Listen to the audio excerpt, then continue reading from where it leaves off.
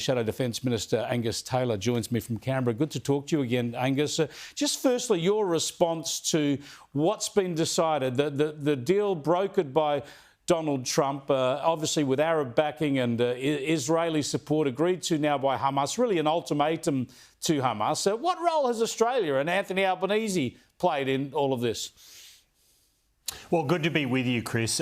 Look, this is a great step forward. It's the best prospect we've seen for peace. A big congratulations to Donald Trump, President of the United States, of course, for being able to broker this. There's a long way to go. No thanks to the Prime Minister and other countries that recognised Palestine. If the US had recognised Palestine, we would not have got this agreement.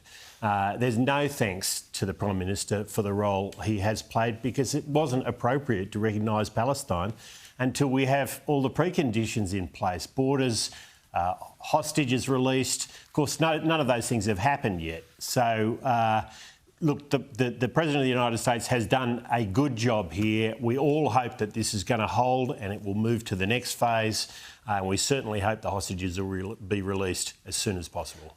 Yeah, I cannot wait to see it, and we have every right to be wary given what we've seen in the past, but let's hope we see that happen Sunday and Monday Australian time. I want to get your thoughts on the ISIS brides issue because it dominated Parliament today.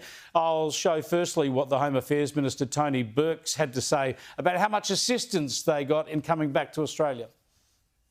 Under the laws governing passports, if someone is eligible for a passport and applies to one of our embassies, there is an obligation for them to be provided with it.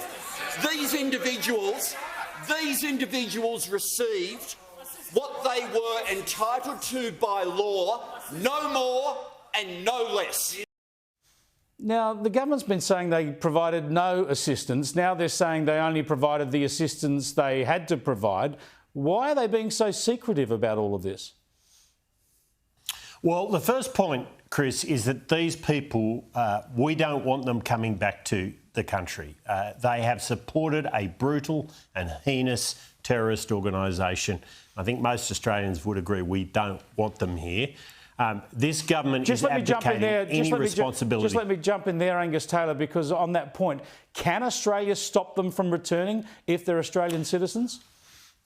Well, can I say that the government, the most important point here is that the government has completely abdicated responsibility for this issue. And you just heard that from Tony Burke, where he is simply saying, look, we've got to do what the law tells us. Now, the truth is you can always change the law. That's what governments can do.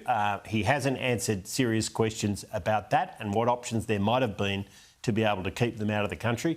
But further beyond that, he's pretended that they haven't provided assistance. They clearly have.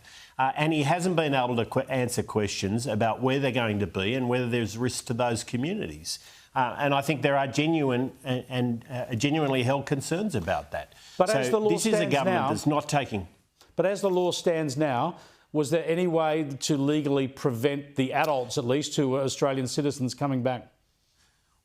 Well, I think there's reasonable questions about whether temporary exclusion provisions can be used in this sort of case. And I don't think the government's given appropriate answers to those questions. So I think there are real questions to be answered here. What is clear is that these are not people who we want in this country, given their support for Hamas. And Hamas, as I said, is a brutal organisation. Well, they were supporting ISIS at that time, but another Islamist extremist organisation. A lot of people have come into the country from Gaza. I hope you're going to ask soon whether the government will send those people back now that there is a peace plan in place. But I want to stay on the ISIS brides issue for a moment because there is more information to come and the government is still not sharing it. Here's some more from Parliament today. Will the government be honest this time and tell the Australian people how many more ISIS brides will return, when they will arrive and where they will live? The assumptions in the question are wrong because the assumptions suggest that they're coming back to Australia with our support, which they are not.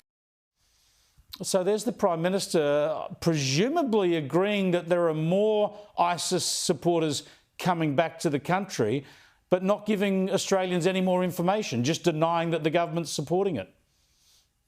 That's absolutely right, Chris. I should have said ISIS, not Hamas earlier. You're right. But no, that is absolutely right. And what is clear is they are assisting.